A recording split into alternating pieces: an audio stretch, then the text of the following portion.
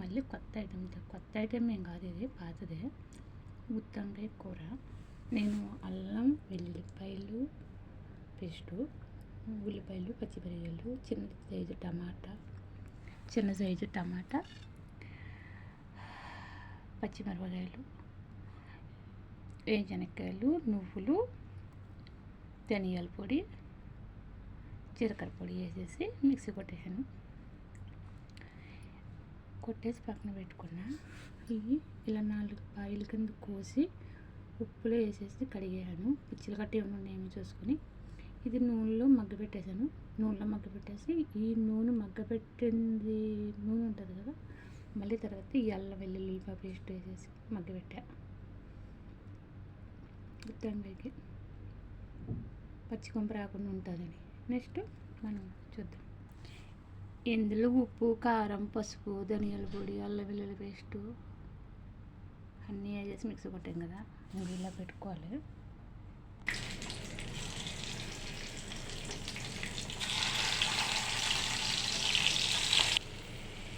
మళ్ళీ పెట్టిన ఇలా చేసేసుకుంటే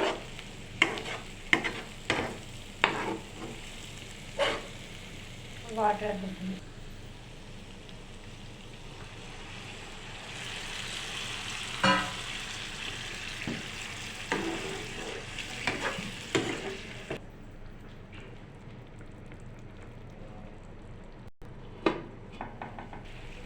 అలా ఉడికిపోయాక కొంచెం కేసరన్న పెరిగి కొంచెం చింతపండు పులుసేసుకుంటే బాగుంటుంది. ఎక్కువ కాదు, కొంచెం అంటే కొంచెం.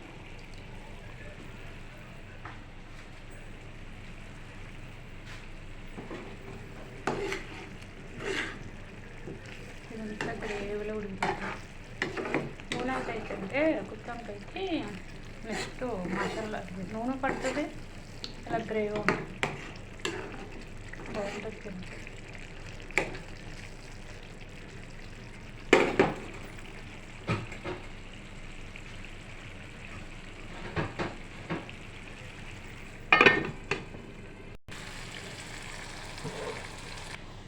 చూసారా, వంకాయ కూర రెడీ అయిపోయింది. వేడి అన్నంలో వేసుకుని తింటే. కొత్తిమీర వేసుకొచ్చి నిజంగా నేను స్కిప్ వేసాను. పెద్ద వంకాయలు కాలేదు, నాకు చిన్న వంకాయలు పెట్టుకొచ్చారు. ఉప్పు, కారం అన్నీ సూపర్గా ఉన్నాయి. సూపర్. ట్రై చేయండి, టేస్ట్ చేయండి, కామెంట్ చేయండి, లైక్ చేయండి, మీ సపోర్ట్ ఇవ్వండి. బాయ్.